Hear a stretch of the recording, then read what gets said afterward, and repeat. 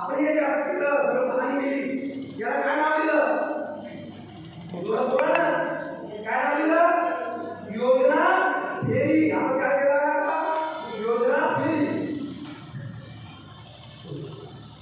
नंतर योजना फेरी पूर्ण केल्यानंतर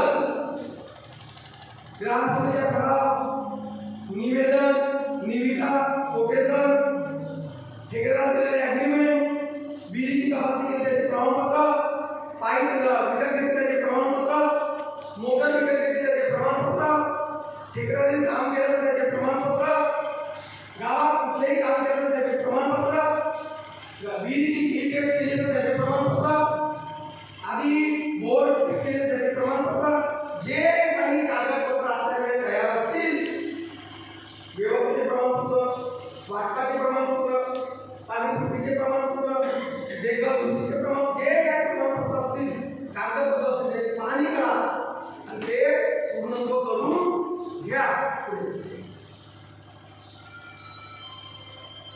त्यानंतर या प्रकारे असं चर्चा करून कार्यान्वयन प्रक्रिया तपासणी बैठकीचे बघा. आता तुम्ही काय केलं? योजना केली पाहून आला, बरोबर आहे? मग तुम्हाला काय करावं लागेल? तुम्ही नाही करणार, तो ठेकेदार मला विनंती करेल, तुम्हाला प्रार्थना करेल आणि तुमची पहिले सभा घेईल. ग्रामसभा नाही, पहिले ग्रामसभा आहे नाही.